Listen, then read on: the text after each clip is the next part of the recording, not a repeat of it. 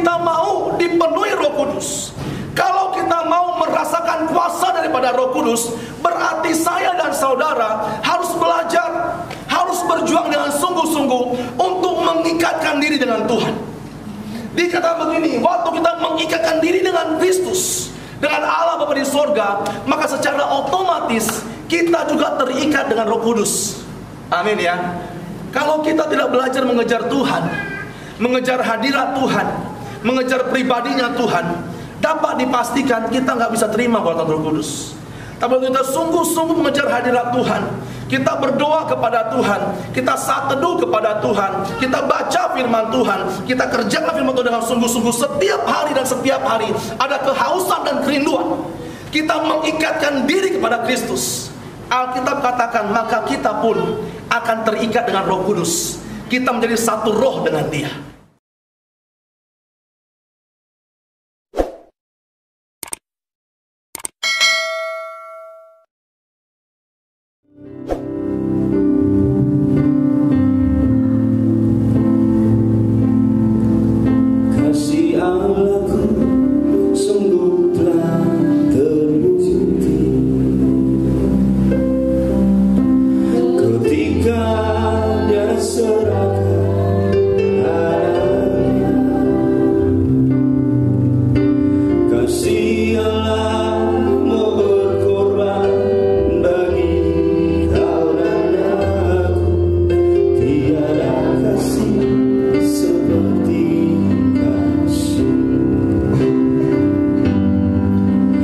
Kasih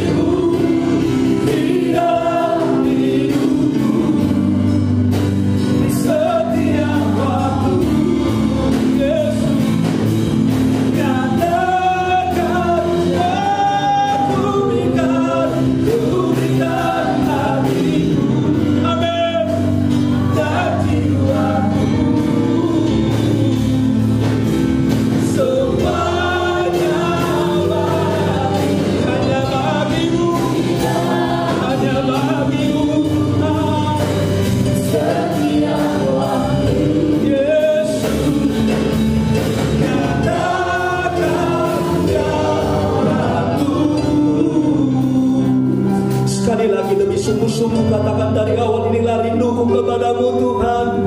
Inilah rinduku. Amin.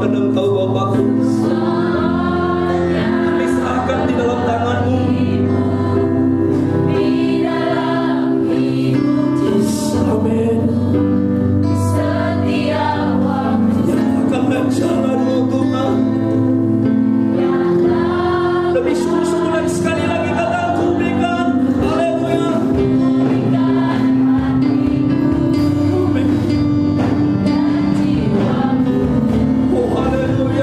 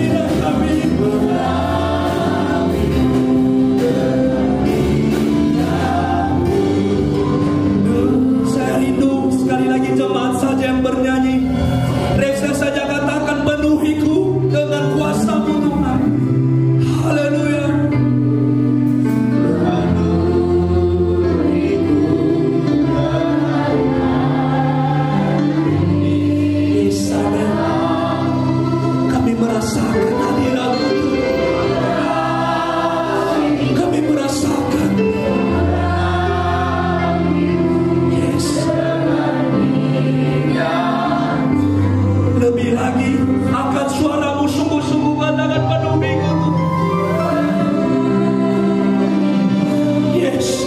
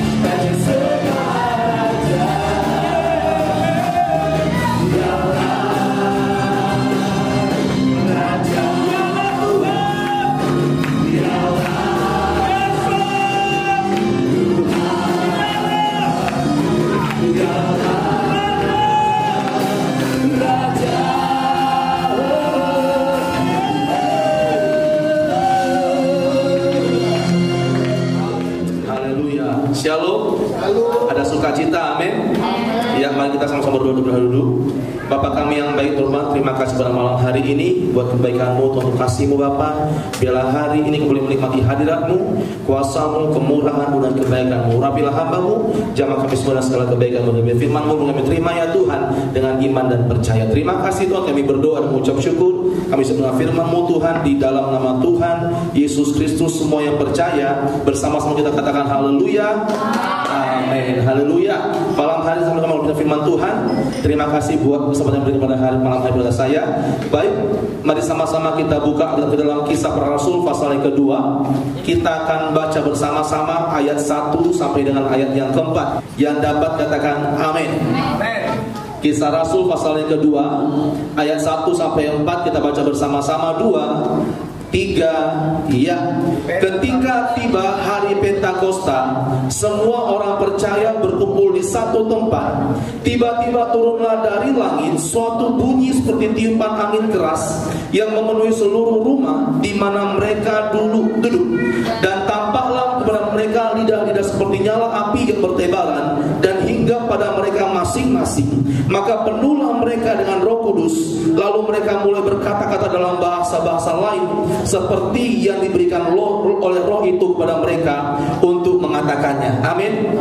Jemaat kasih Tuhan, pada hari ini kita masuki masa-masa yang luar biasa. Masa 10 hari kita berdoa bersama-sama untuk kembali memperingati, kembali merayakan, ambil bagian di mana kita telah melihat bagaimana para rasul-rasul mulai usia pertama bahwa mereka mengalami lawatan yang luar biasa.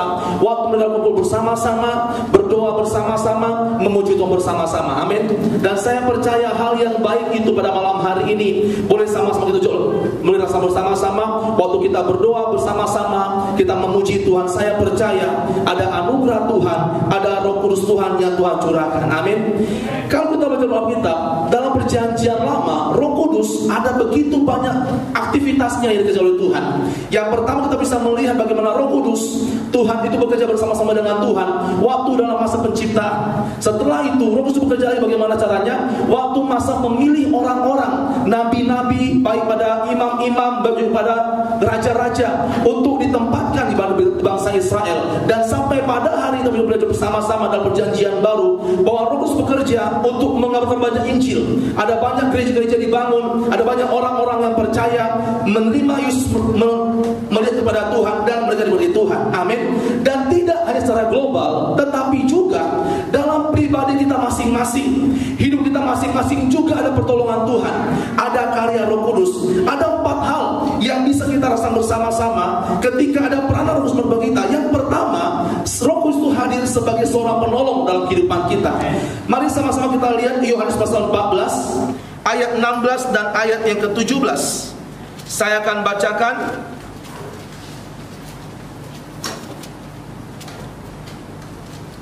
Yohanes 14 ayat yang ke-16 dan ayat yang ke-17. Demikianlah firman Tuhan. Aku akan minta kepada Bapa dan Ia akan memberikan kepadamu seorang penolong yang lain, supaya Ia menyertai kamu selama-lamanya, yaitu Roh kebenaran. Dunia tidak dapat menerima Dia, sebab dunia tidak melihat Dia dan tidak mengenal Dia. Tetapi kamu mengenal Dia, sebab Ia menyertai kamu dan akan apa? Diam dalam kamu. Dikatakan bahwa yang pertama, Roh Kudus berperan dalam kehidupan kita, yaitu sebagai Roh Kudus yang menolong kehidupan kita dalam masa-masa yang sulit, dalam masa-masa yang sukar, dalam keadaan yang begitu banyak kesulitan, dalam masa-masa begitu banyak pencobaan. Dikatakan Roh Kudus hadir untuk menolong kita. Dia hadir sebagai Allos Parakletos. Artinya apa? Seorang penolong yang lain, yang kuasanya, yang kekuatannya, yang kesanggupannya sama seperti Yesus. Amin ya. Berarti Roh Kudus yang dicurahkan, yang dalam kehidupan kita ada berhidup, itu berarti Roh Kudus yang sama dengan kuasanya seperti Yesus, kasihnya seperti Yesus, mujizat seperti Yesus. Amin ya. Yang kedua dikatakan bahwa peranannya Roh Kudus yang kedua bagi kita, yaitu sebagai pemimpin yang memimpin kita kepada segala kebenaran.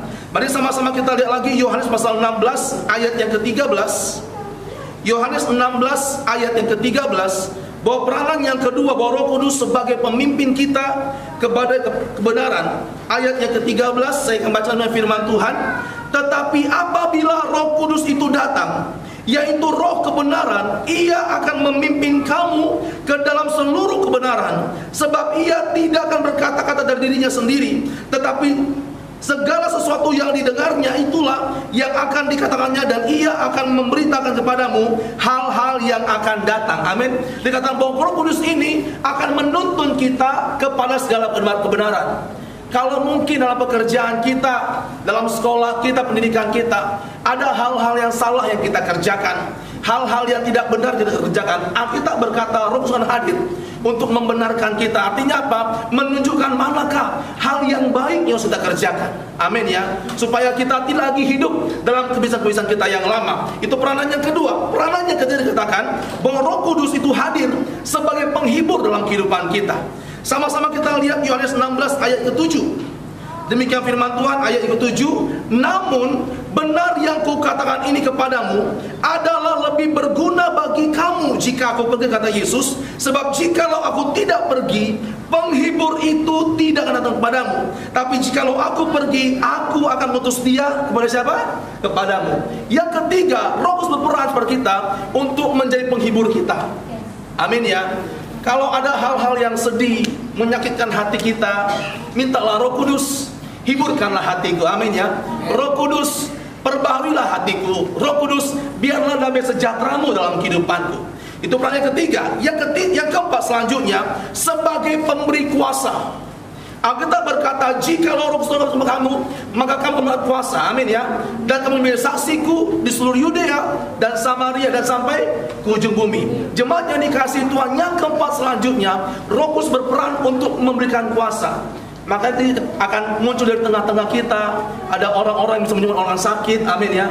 Membuat banyak-banyak mujizat, tanda-tanda yang hebat. Kenapa? Karena Roh Kudus memberikan kuasa, memberikan karunia, memberikan pertolongan dalam kehidupan kita. Nah selanjutnya, kalau begitu peranan saudara dalam kehidupan kita, bagaimana Roh Kudus bekerja, memelihara kita, menuntun kita. Apakah hal-hal yang positif, hal-hal yang harus kita perhatikan waktu Roh Kudus itu dalam kehidupan kita? Ada 4 hal. Yang pertama, kalau Roh Kudus dalam hidup kita, maka kita tidak hidup lagi dengan cara dunia.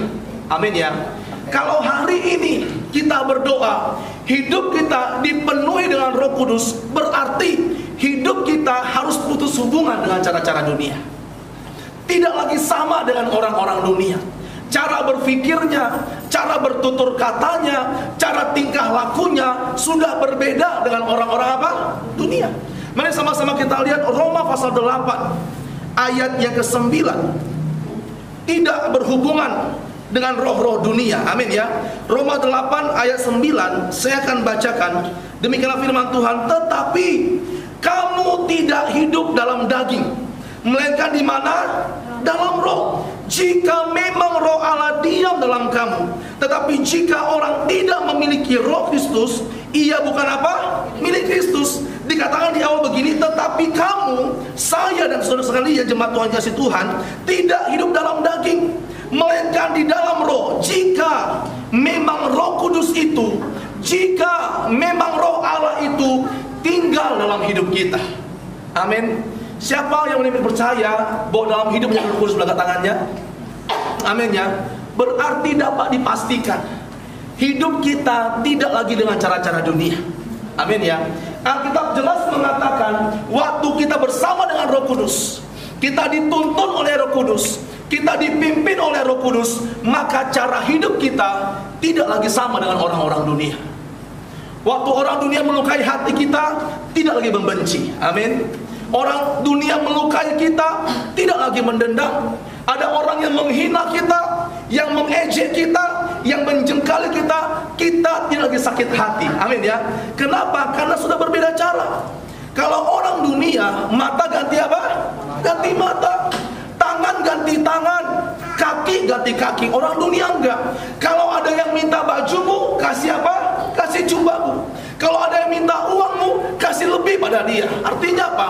Orang-orang yang penuh dengan Roh Kudus, dia cara hidupnya tidak lagi dengan cara dunia. Amin.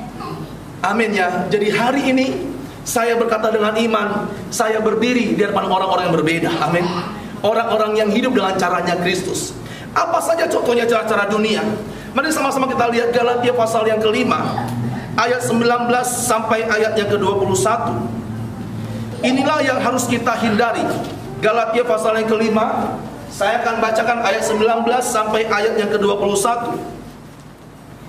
Demikian firman Tuhan 19. Perbuatan daging, perbuatan dunia telah nyata, yaitu percabulan, kecemaran, hawa nafsu, penyembahan berhala, sihir, perseteruan, perselisihan, iri hati, amarah, kepentingan diri sendiri, percideraan, roh pemecah, kedengkian, kemabukan, pesta pora dan sebagainya.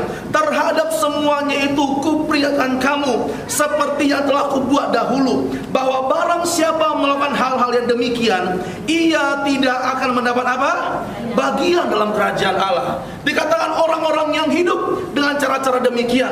Yang kita baca tadi ada 15 sifat duniawi yang harus kita hindari. Amin ya. Mari sama-sama kita cek kehidupan kita. Kita cek keseharian kita. Kita cek keadaan kita. Dari 15 misi itu yang ada, masih adakah yang kita kerjakan? Amin ya. Biar kita jauhi semua itu, kita hindari semua itu. Kenapa? Waktu Roh Kudus dalam kehidupan kita, kita bisa mendapatkan warning, mendapatkan arahan untuk tidak melakukan itu. Cara-cara dunia, pola pikirnya dunia tidak kita kerjakan. Amin. Yang menarik di ayat ini, ada satu kesaksian yang disampaikan Rasul Paulus. Saya akan bacakan lagi di ayat yang ke-21. Demikian firman Tuhannya, mulai dari garis penghubung. Seperti yang apa? Yang telah kubuat dahulu. Paulus memberi sebuah kesaksian, sebuah keterangan pernyataan bahwa dulu sebelum dia hidup dalam Roh Kudus, dia mengerjakan semuanya itu. Amin ya. Seberbagai dosa-dosa, cara-cara dunia, hal-hal yang tidak disukai Tuhan, sebelum dipenuhi Roh Kudus, dia kerjakan semuanya. Tetapi kata firman Tuhan, waktu dia hidup dalam Roh Kudus, dia bertemu dengan Yesus dan dia bertobat, dikatakan dia menghindari semuanya itu. Dia tidak mengerjakan semuanya itu. Jemaat yang dikasihi Tuhan, mungkin hari ini kau merasa masih hidup dalam keadaan-keadaan dunia, dalam sifat-sifatnya dunia, dalam pola pikirnya dunia, dalam tingkah lakunya dunia. Tapi malam hari ini, ketika kau terima Roh Kudus, engkau berdoa kepada Tuhan, dipenuhi dengan lawatan Roh Kudus, mari sama-sama kita belajar untuk menghindari semuanya itu. Amin. Tidak lagi hidup dengan cara-cara dunia. Mari sama-sama kita lihat lagi Kisah Para Rasul pasal yang kedua, ayat yang ke-38. Pada hari ini memang kita masuk di dunia, tapi cara kita berbeda dengan dunia. Amin. Kisah Rasul pasal yang kedua, ayat 38, saya bacakan demikian firman Tuhan. Jawab Petrus kepada mereka, bertobatlah dan hendaklah kamu masing-masing memberi dirimu dibaptis dalam nama Yesus Kristus untuk pengampunan dosamu, maka kamu akan apa? Menerima karunia Roh Kudus. Jemaat yang dikasihi Tuhan, Petrus mengajarkan begini, ada urutannya sangat jelas untuk kita bisa menerima Roh Kudus. Yang pertama kita bertobat dulu, baru ada Roh Kudus. Amin ya. Ada banyak orang berpikir Roh Kudus dulu baru apa? Bertobat. Jelas dikatakan kita bertobat dulu. Tinggalkan hidup yang lama dulu. Tinggalkan pola pikir yang lama dulu. Keadaan-keadaan dunia ditinggalkan dulu, baru kita dipenuhi dengan apa? Karunia Roh Kudus. Biarlah malam hari ini kita beribadah, 10 malam ini kita berdoa dalam keadaan yang bersih. Amin. Dalam keadaan yang tulus, dalam keadaan yang benar. Kenapa? Waktu kita merindukan Roh Kudus, kita meminta Roh Kudus, tetapi keadaan kita belum bersih, dikatakan di ayat ini kita gak bisa terima. Tetapi kalau engkau rindu dengan Roh Kudus, engkau mengejar-ngejar Roh Kudus, engkau minta hadiratnya, minta lawatannya, berarti langkah yang pertama apa? Bertobat dulu. Amin ya. Biarlah malam hari di ibadah kita, segala kejelekan kita, segala kedegilan kita, segala egoisnya kita tinggalkan. Amin. Sifat-sifat yang buruk kita, keadaan kita yang masa lampau, kalau malam ini kita rindu mendapatkan lawatan Roh Kudus, biarlah malam ini kita bertobat. Amin ya. Supaya besok malam, lusa malam, sampai malam yang terakhir, kita boleh menerima lawatan Roh Kudus yang luar biasa. Yang percaya katakan amin. Amin. Itu hal yang pertama. Kalau ada Roh Kudus, berarti kita tidak hidup dengan cara dunia lagi. Yang kedua selanjutnya, hal apa yang diperhatikan? Yang kedua, dipenuhi oleh Roh Kudus berarti kita terikat kepada Tuhan dan terikat kepada Roh Kudus. Amin ya. Orang yang hidup dengan Roh Kudus, dia mempunyai ikatan batin dengan Roh Kudus dan dengan Tuhan. Mari sama-sama kita lihat 1 Korintus pasal 6 ayat yang ke-17. Saya akan bacakan firman Tuhan. Tetapi siapa yang mengikatkan dirinya pada Tuhan apa? Menjadi apa? Satu roh dengan Dia. Kalau kita mau dipenuhi Roh Kudus, kalau kita mau merasakan kuasa daripada Roh Kudus, berarti saya dan saudara harus belajar, harus berjuang dengan sungguh-sungguh untuk mengikatkan diri dengan Tuhan. Dikatakan begini, waktu kita mengikatkan diri dengan Kristus, dengan Allah Bapa di sorga, maka secara otomatis kita juga terikat dengan Roh Kudus. Amin ya. Kalau kita tidak belajar mengejar Tuhan, mengejar hadirat Tuhan, mengejar pribadinya Tuhan, dapat dipastikan kita nggak bisa terima kuasa Roh Kudus. Tapi kita sungguh-sungguh mengejar hadirat Tuhan, kita berdoa kepada Tuhan, kita saat teduh kepada Tuhan, kita baca firman Tuhan, kita kerjakan firman Tuhan dengan sungguh-sungguh setiap hari dan setiap hari ada kehausan dan kerinduan. Kita mengikatkan diri kepada Kristus. Alkitab katakan maka kita pun akan terikat dengan Roh Kudus. Kita menjadi satu roh dengan Dia. Amin ya. Sehingga saya dan saudara waktu datang ke gereja, kita sembah Tuhan, kita dengan pede, dengan berani angkat tangan, Bapa Engkau begitu baik. Amin. Roh Kudus begitu baik. Kenapa? Karena kita sudah terikat. Bagaimana kita bisa bilang Dia Bapa yang baik kalau tidak ada hubungan? Amin. Bagaimana kita bisa mengasihi Tuhan kalau tidak ada hubungan? Bagaimana kita bisa menikmati kuasanya, lawatannya dan anugerahnya kalau tidak ada ikatan? Amin ya. Mari sama-sama kita lihat 1 Korintus pasal 12 ayat yang ketiga. Demikian firman Tuhan. Karena itu aku mau meyakinkan kamu bahwa tidak ada seorang pun yang berkata-kata oleh Roh Allah dapat berkata terkutuklah Yesus, dan tidak ada seorang pun yang dapat mengaku Tuhan Yesus adalah Tuhan selain oleh siapa? Roh Kudus. Kita hari ini bisa menyembah Tuhan, kita bisa angkat tangan kepada Tuhan, berkata Yesus Engkau baik, Tuhan Engkau baik, Engkau Allah yang besar, Allah yang dahsyat. Itu karena kerja Roh Kudus. Amin. Berarti hari ini kita boleh memahami, kita boleh pelajari. Waktu kita rindu mendapatkan lawatan Roh Kudus, mari kita berjuang terus, berjuang dengan tekun, memiliki kerinduan yang besar, kehausan yang sungguh-sungguh untuk mengikatkan diri kita pada Kristus. Amin ya. Biarlah setiap doa-doa kita, setiap pengajaran kita akan Tuhan tidak menjadi sia-sia. Amin. Saya percaya doa 10 malam menjadi doa yang luar biasa. Kenapa? Karena ada lawatan Tuhan, ada pekerjaan Tuhan. Waktu kita angkat tangan, Tuhan Yesus yang baik, tolonglah saya, mujizat pun terjadi. Kenapa? Karena Roh Kudus ada di dalamnya, bekerja bersama-sama dengan kita. Yang ketiga selanjutnya, apakah hal yang baik yang perlu kita perhatikan dari Roh Kudus? Yang ketiga, waktu hidup kita penuh dengan Roh Kudus, kita akan menjadi anak-anak Allah. Amin. Waktu Roh Kudus dalam kehidupan kita, kita diangkat levelnya menjadi anak-anaknya Tuhan. Mari sama-sama kita lihat Galatia pasal yang keempat, ayat yang ke-6 dan ayat yang ke-7. Demikianlah firman Tuhan ayat yang ke-6.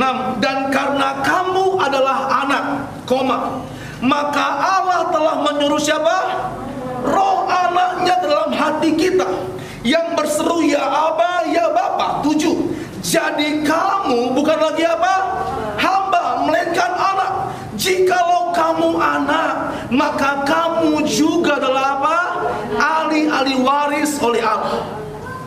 Jelas dikatakan waktu ada Roh Kudus, waktu ada Roh Allah, waktu ada Roh Tuhan, maka derajat kita diangkat menjadi anak. Siapa di sini yang senang menjadi anaknya Tuhan? Boleh angkat tangannya. Amin ya. Alkitab berjanji begini, waktu derajat kita diangkat, status kita diangkat sama dengan Yesus, menjadi anak-anaknya Allah, maka dapat dipastikan saya dan saudara juga berhak untuk menerima warisan ilahi daripada Tuhan. Amin ya. Salah satu kebanggaan seorang anak itu apa? Mendapatkan apa? Warisan. Salah satu kelebihan seorang anak itu apa? Ada harta yang terbaik yang hanya dimiliki seorang anak. Amin ya. Jemaat yang dikasihi Tuhan, biarlah hari kita berdoa, kita juga mendapatkan bagian warisan terbaik daripada Bapa di sorga. Amin. Kalau udah Tuhan yang kasih, pasti yang nomor satu punya. Amin. Kalau sudah Tuhan yang kasih, pasti yang terbaik punya. Alkitab berkata, yang tidak pernah kita lihat, tidak pernah timbul dalam hati, belum pernah kita dengar, itulah yang Tuhan sediakan. Amin ya. Untuk hidup kita, untuk keluarga kita, pekerjaan kita, untuk masa depan kita, waktu kita hidup bersama dengan Roh Kudus, status kita diangkat, derajat kita diangkat. Bila temanmu kiri kanan, engkau anak Allah. Amin ya. Engkau bukan anak sembarangan, engkau anak Allah. Haleluya. Kita bisa dengan pede, kita melayani dengan pede, kita beribadah dengan pede, kita menyembah dengan pede. Kenapa? Karena kita sedang menghadap Bapa kita yang terkasih, Allah yang kita sayangi, karena kita adalah anak-anaknya Tuhan. Amin. Yang keempat, yang terakhir selanjutnya, apakah hal yang baik waktu Roh Kudus dalam kehidupan kita? Yang keempat, oleh karena karya Roh Kudus, pada saat ini kita menjadi satu tubuh di rumahnya Tuhan. Amin ya. Itu hal yang luar biasa Bapak Ibu. Itu hal yang sungguh hebat. Oleh karena karya Roh Kudus, hari ini kita ibadah bersama-sama, kita melayani bersama-sama, kita menikmati Tuhan bersama-sama. Mari sama-sama kita buka 1 Korintus pasal 12 ayat 12 dan ayat 13. Saya rindu kita baca bersama-sama ayat ini sebagai ayat yang terakhir kita pada malam hari ini. 1 Korintus pasal yang ke-12 ayat 12 dan ayat yang ke-13. Yang mendapat katakan amin. Amin. Kita baca bersama-sama ayat 12 dan 13. 2, 3, ya. Karena sama seperti tubuh itu satu dan anggota-anggotanya banyak, dan segala anggota itu sekalipun banyak merupakan satu tubuh, demikian pula Kristus. Sebab dalam satu roh kita semua, baik orang Yahudi maupun orang Yunani, baik budak maupun orang merdeka, telah dibaptis dari satu tubuh, dan kita semua diberi minum dari apa? Satu roh. Oleh karena karya Roh Kudus, oleh karena peranan Roh Kudus, hari ini kita ibadah bersama-sama. Amin ya. Alkitab mengatakan kita menikmati air minum yang sama. Artinya apa? Sumber yang sama, sumber yang terbaik, sumber yang luar biasa. Menurut penelitian, seorang manusia dapat bertahan 3 minggu tanpa makan tapi minum. Amin ya. Tetapi hanya 7 hari bertahan tanpa minum. Artinya apa? Kalau kita boleh minum dari Roh Kudus, berarti itu hal yang penting buat kita. Itu hal yang sakral buat kita. Itu hal yang harus kita kerjakan bersama-sama. Dikatakan oleh karena Roh Kudus itu, hari ini kita dibaptiskan dalam tubuh Kristus, kita dimasukkan dalam tubuh Kristus, kita diikatkan, kita dikerjakan bersama-sama, melayani bersama-sama dalam tubuh Kristus. Amin ya. Berarti yang hari-hari ini hadir, semuanya saudara-saudara seiman kita. Amin. Orang-orang kita melayani bersama-sama, kita maju bersama-sama, kita bergumul bersama-sama. Alkitab berkata 2-3 orang berkumpul situ Tuhan hadir.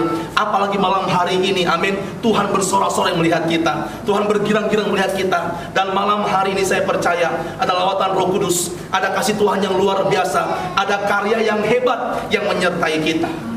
Biarlah malam kita dikuatkan, kita berkati, dan saya undang kita berdiri bersama-sama. Bapa kami yang baik ya Tuhan, terima kasih buat firman-Mu malam hari ini yang mengajarkan kami bahwa kami menjadi anak-anak-Mu ya Tuhan, yang hidup dalam Roh Kudus, yang tinggal dengan Roh Kudus, menjadi anak-anak Tuhan yang tidak lagi hidup dengan cara dunia ya Tuhan, menjadi anak-anak-Mu ya Tuhan yang dipenuhi dengan Roh Kudus. Kami terikat kepada Engkau ya Tuhan, menjadi anak-anak-Mu ya Tuhan, yang Kau angkat derajatnya, yang Kau berkati dengan luar biasa, menjadi anak-anak-Mu ya Tuhan, yang dari satu tubuh melayani bersama-sama, berdoa bersama-sama, menyembah bersama-sama. Terima buat malam hari ini ya Tuhan.